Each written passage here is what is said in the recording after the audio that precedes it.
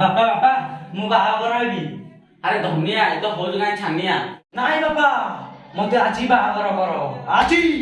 ତୁ ବେଶୀ ଉଚ୍ଛନ ହନି ତୁ ଛାତି ତିରି ଯିବ।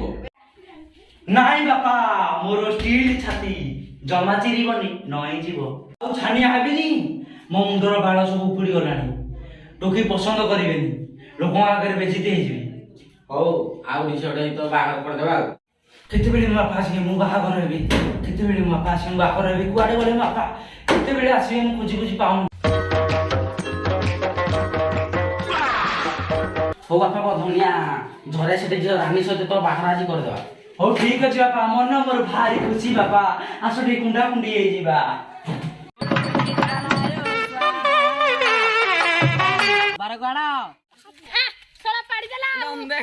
ଇସି କି କଥା ଏଗୁଡାକ ଲଜ୍ଜା। ଗନ୍ଧ ଛାଡିଲ ଘର ବୁପା ଭଲ ଲୁଙ୍ଗି ପିନ୍ଧିଛନ୍ତି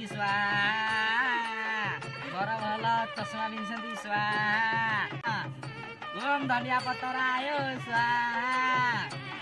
ଓମ୍ ଗୁଲଗୁଲା ଆୟୋ ହଁ ଟୁକିକୁ ଡାକ ମନ ଉଚ୍ଛନ ବାହାବାକୁ ଓମ୍ ସୁଲସୁଲା ଆୟୋ ଟୁକିକୁ ଡାକ। ଝିଅ କମ ଦିନରେ ରାଣ୍ଡି ହବ ମୁହଁ କରିଛ ଟିକେ ମୁଝୁକୁନିଆ ମାର ଆମ ଦର୍ଶକ ଦେଖିବେ। ହଁ ସେଠି ମନ୍ତ୍ର ପଡ ଦେଖେ ଫୁଲମାଳ ପଡ ଆମେ ଫୁଲମାଳ ଆଣ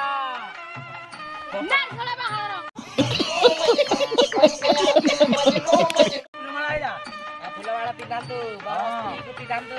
ତମେ ମତେ ଗୋଟେ ପିନ୍ଧେଇବ ମୁଁ ତମକୁ ଗୋଟେ ପିନ୍ଧେଇବି ଘରକୁ ଯିବା।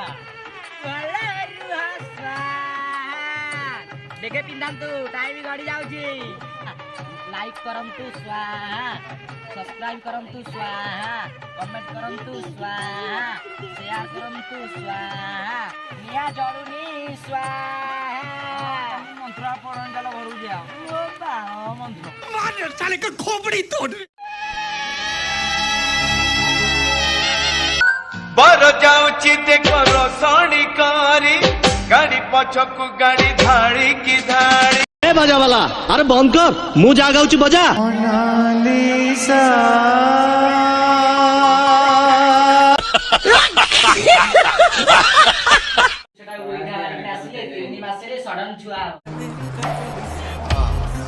ସତେ ନା କଣ? କହୁଛି ସତରେ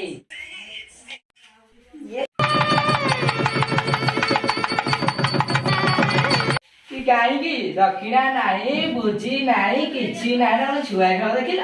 ନାଇଁ ନାଇଁ ନା ପଇସା ପତ୍ର ନାହିଁ ଭୋକ କରୁଛୁ ତମକୁ ଟିକେ ଦଉଛି ପ୍ରସାଦ ଖାଇକିରି ତମେ ଘରକୁ ଯା। କିଏ ଏତେ ସମୟ ହେଲା କୁଆଡ଼େ ଯାଇଛି କି ଆସୁ ଆଜି ବାହାଘର ହଉଛି ପୁରା ନାତି ଖାଇ ଖାଲି କଣ ଚିକେନ ବାସନା ଦଉଛି ପୋପା ବାସନା।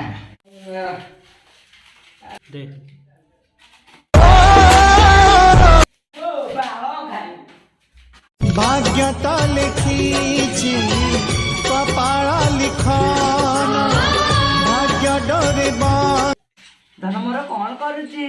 ମୋ ବାଳ କରୁଛି। କି କଥା ଏଗୁଡାକ ଲଜ୍ଜା। କୋଉ ଦିନ ଆସିବ ଧନ? 2 ଦିନ ପରେ ଯାଉଛି। ହଉ ଠିକ ଅଛି।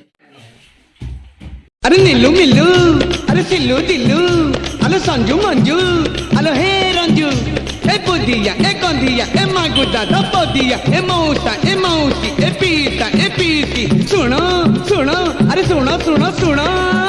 अरे कौन तो देह भल नहीं कि सात ताल पानी तले सिंधुक सुनार सिंधुक भितरे छोट फरुआ रूपार हरुआ भितरे खेले छोटिया मीन बाहर को आसवाकू मीन गणुची दिन सात गाँ बुली सात मण मुलडू मिठेई बांटीबी। अरे कहीं कि मो बापा हेबी बापा हेबी मो बापा हेबी बापा हेबी बापा हेले आगे सिंह दुआर रे बाल पकेई आसी बापा हेबी बाଳ ନା। 6 months later ମୁଁ ବାପା ହେଇଗଲି ରେ।